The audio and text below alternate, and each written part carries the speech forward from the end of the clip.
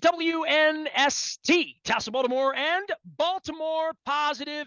31 years as of Tuesday. I've been doing this crazy radio show. We're going to celebrate in style on Thursday. All of it brought to you by the Maryland Lottery. I'm going to be giving away some holiday cash drops as well as our friends at Goodwill and Window Nation, 86690 Nation. We are bringing the Queen, the Rock and Roll Hall of Fame, Regina Shock from the Go-Go's, to Costas on Thursday. We're going to eat some crabs. We're going to talk some rock and roll.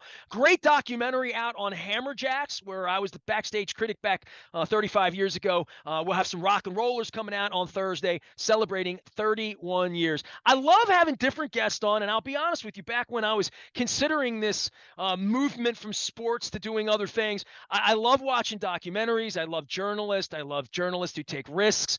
It is a week where I lost a friend of mine in Grant Wall in Qatar. We're still examining all that, but the risks that journalists take on, and this is one of the more this is a fun one, because I found her on TV doing risky-ish, and I said, man, she's something. Gianna Toboni has been working in Vice for a number of years, but has worked at Al Jazeera and all sorts of places. And I follow you on Twitter, and I always worry about your danger. And I say that partially with a smile, but you are not afraid to go to places folks have never been and tell stories that others are, quite frankly, afraid to tell. And I always love having you on. How you doing? How's the family? How's life in the Bay Area? Everything's good. It's always great to be on your show, Nestor. I feel your energy and it energizes me. So I'm thrilled to be back on your show. One clarification, I am always scared to go to those places.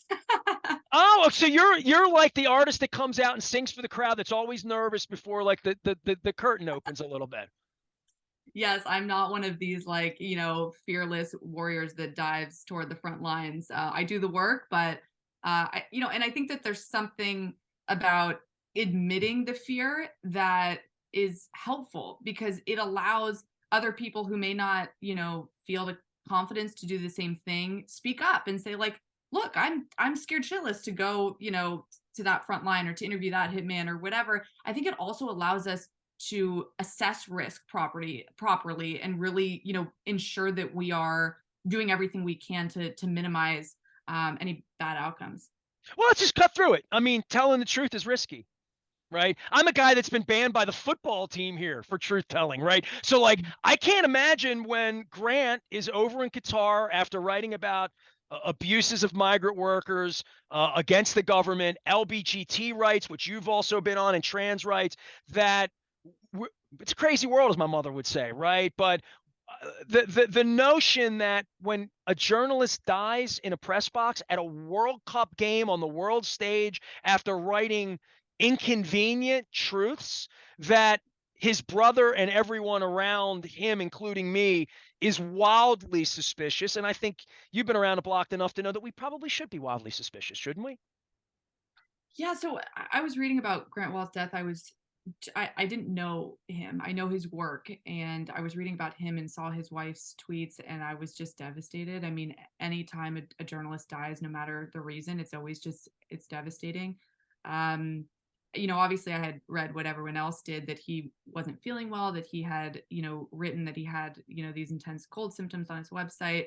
But then, of course, as soon as I read that he had been arrested for wearing an LGBTQ supportive shirt to one of the US games and was detained for it, certainly my spidey senses, went up, and I started to wonder, do we know the full story yet? Well, and there'll be an autopsy and all that on that case. I don't want to take the morbid side of this, but I think I discovered you like in a cave talking to ISIS fight, like literally, and I'm like, wow, and then I became a Vice watcher and a fan of yours, and lots of other people, cooks, chefs, all sorts of interesting content that Vice puts out. But you seem to take on danger and take on. I mean, you've already mentioned Hitman, and we're 2 minutes into the interview here. What's the scariest thing you've done? I mean, other than me coming to you when you're talking to hitmen, literally. That's a hard question. I think a lot of times people think of, the front lines, ISIS front lines is the scariest thing you could do, or going into, let's say Afghanistan, and for me, I've interviewed ISIS fighters, I've done work in the Middle East, but the scariest place for me over the years has been Mexico. because there's something about not being surrounded by a military and being in a place where you know that there's a lot of heavy drug use, that you can't really tell the difference from a cartel and law enforcement. There's no one really to call if you get in trouble, right? And so we trust the most courageous people that I know of, and those are local journalists in Mexico. And they are our guides there. And frankly, they're the people who keep us safe. You know, we have been chased by the cartel, and I have been really scared in some of those situations. But because of the locals who we entrust, we have remained safe through all of those experiences. Somebody's got to go tell the tough stories, right? And somehow you've taken this on. What's in you that makes this happen from a journalism standpoint of saying, yeah, I'll take that assignment. I want to tell a story that nobody else could possibly tell, which I guess speaks to the heart of the journalist, right?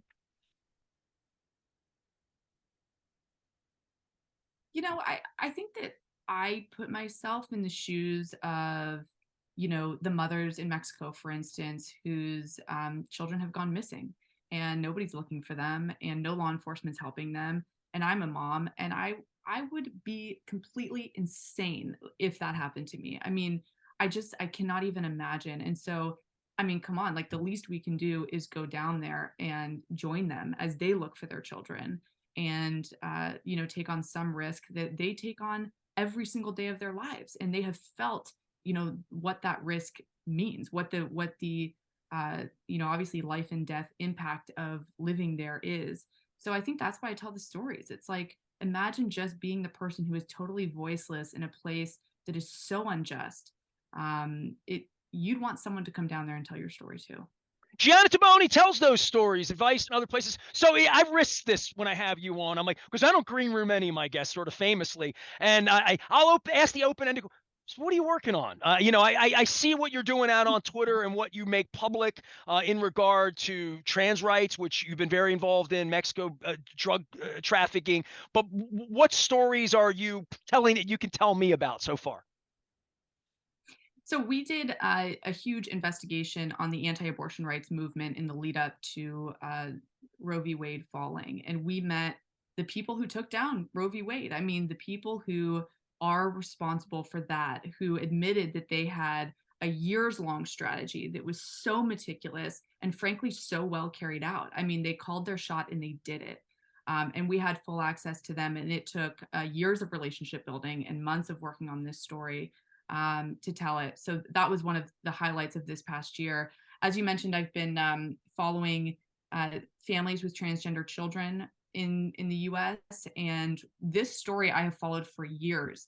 And the reason I think that it's so important right now, and frankly a totally different story, is because you have families now that are at a point where their kids are being so seriously attacked by state legislators and governors, attorneys generals in states like Texas and Arizona, where they're having to flee their states, or at a minimum, they're having to face that heartbreaking decision of, do I, leave my family, my job, my life, my community, and flee to another state where my child will be safe, or I stay here where I'm a little more financially protected, but where my child's health and safety will be at risk, and it's heartbreaking.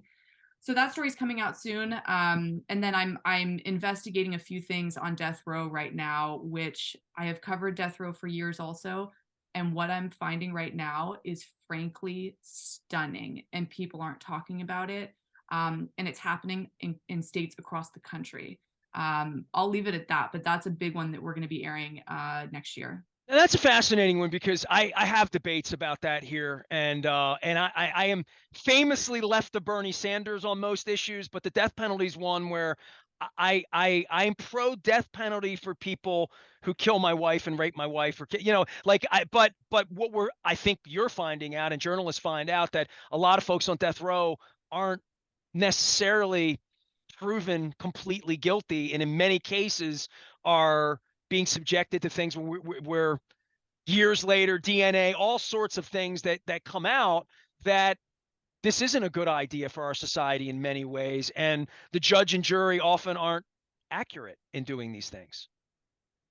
So I think I appreciate that you know mentioned that you're pro death penalty. You know, I think around half the country is, and I think that there are a lot of people who say that they're anti death penalty who don't ask themselves, you know, what if you were the mom whose child was murdered in Uvalde, Texas?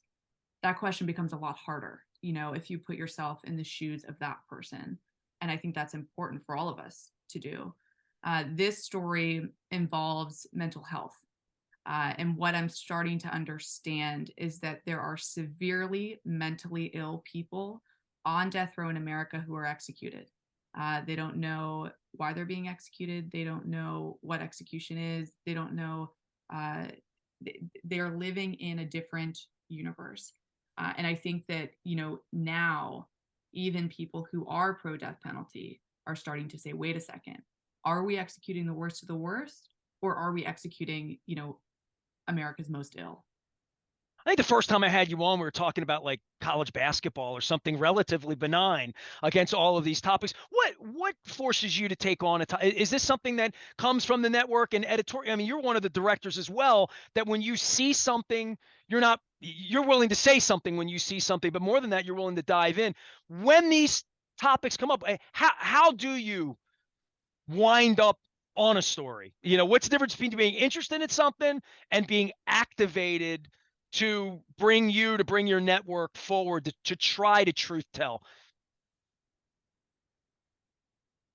So, you know, I think that we're always looking at what we think are, you know, the most pressing issues in the US and around the world, and you know, specifically ones that people care about and people want to learn more about. You know, it's like that news story where you want to know 7 steps beyond what you read in the 400 word story.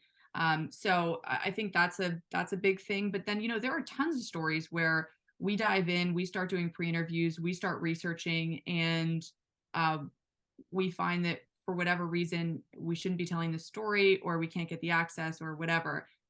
So there's definitely like a cocktail here where we have to make sure that we are getting, you know, not just some random expert, but we're getting at the people at the center of the story to help us tell this story. We're not going to tell a story where we just have the armchair expert, you know, opining on it. We really need the people at the center of it to be the ones who are featured in it.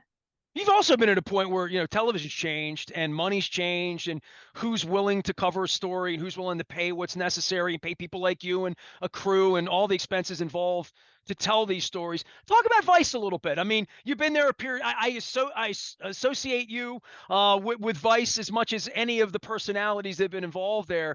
And I guess it's evolved as well over the course of time from what the vision was to where we are. And how long has it been around now? It's been well over a decade, right? Into its second decade, right? Oh yeah. Yeah, more than 20 years it's been around, and I love Vice. You know, I've worked at several other companies, and you know, I came to Vice when it was a very different place, when it really was, and we've all heard it, you know, more of a boys club. And I think, yeah, and now it's different. I mean, the company has just fundamentally changed, but what hasn't changed is the commitment to tell these stories and the commitment to invest in young storytellers who are unafraid to tell these stories. That's really important. You know, it's like that may just kind of like sound like, you know, some kind of cliche that people have heard before. But look around, like there aren't many places that are investing in this type of storytelling where you can really have 30 minutes, 60 minutes to do an investigation on the anti-abortion rights movement, on the death penalty. And I feel so lucky to be able to do that. I mean, like that's awesome, and getting real viewership, you know, and affecting and influencing the national conversation around some of these issues. I think that's really important. So it's a great place to work. The trans kid issue, that's domestic. You've been on that from the beginning. And I have friends of mine. I had a tragedy near me a few weeks ago involving a father who committed suicide. And I really haven't talked about it on the air much, but I know a lot about it. And I also know what you speak of. I'm in Maryland, right? We're thought to be purple. We just voted very blue. We are 70% Democratic here. We're going to have a Democratic governor now who is going to play out on the national stage in Westmore.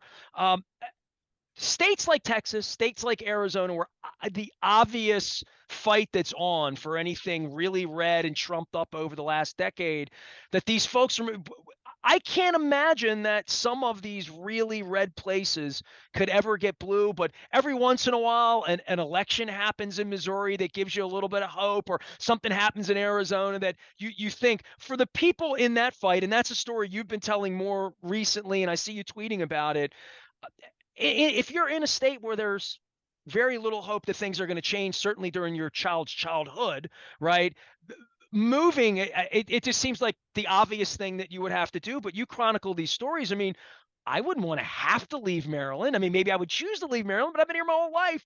But if the laws changed that made it impossible for me to live my life the way I wanted to live it, doesn't feel very American, but it feels like this. We do have two Americas now, right? And for the families that you're talking to, they need to go to a safe space. There is no shelter in Texas for trans kids, right? Totally. I mean, a lot of people, and I think it's, frankly, a lot of coastal people will say like, oh, whatever, just get up and move, like Greg Abbott's making your life hell, just move. And these parents are like single parents living paycheck to paycheck. And they're literally like, how? I can't, how am I supposed to move? This is not an easy decision because like, how am I going to get a job? How do I put a down payment on a house, or, a deposit on there are just so many hurdles for these families. But after the midterms, the families that we followed, there were two in Texas, there was one in Arizona. They all have trans kids. They all feel like their trans kids are being attacked by legislation, by legislators, and they are. And they all had to make that decision. Are we going to stay here and double down and fight this fight in our state, or are we going to flee to another state? And every family decided something different. And a lot of it was dictated by the midterms, was dictated by who won. And in Texas, we obviously saw Greg Abbott won. Beto O'Rourke didn't. That would have been a big deal to one family if that election went differently.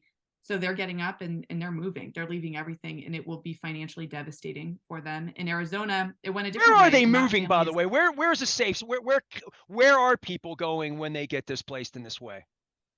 so so they're moving to places like Connecticut, and California, DC, but those are places where the cost of living is up to 40% higher than where they live right now. So it's like it's not an easy decision. It's a lot more expensive, and that's on top of moving costs. So these families are in a tough position. Anything you want to say about baseball? I've never talked baseball with you. I hear through the grapevine that you got a baseball. My last name's Aparicio. My people came from Venezuela, dropped me off here in the '60s, so I have a Hall of Fame baseball lineage. So when I knew you had a little baseball in you, I thought, you're probably pissed about the Aaron Judge thing, right?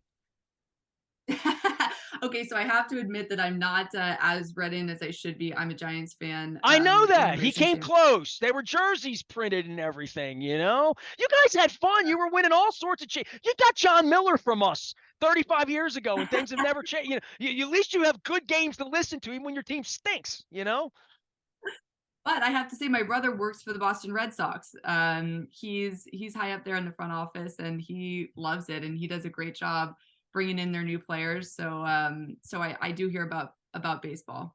They have more money than we have in Baltimore. We hear that all the time, you know? Gianna, I hope you have safe travels, and I don't even know where you're headed next, but it's probably someplace semi-dangerous. And I do worry about you, and I follow you out on Twitter, and I really appreciate that you every couple years you make a little time and come on here and tell me what you're up to. And I really appreciate your network and Vice, and every time I put it on, there's something interesting happening at Vice 24 hours a day, always. Awesome.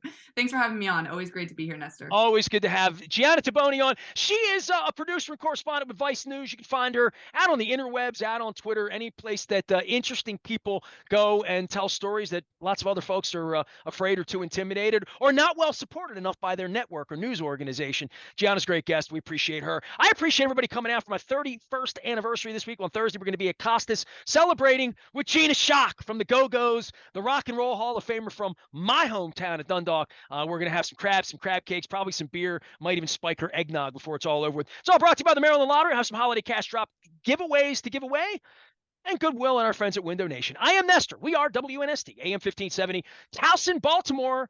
We never stop talking. Little Vice, littlebaltimorepositive.com.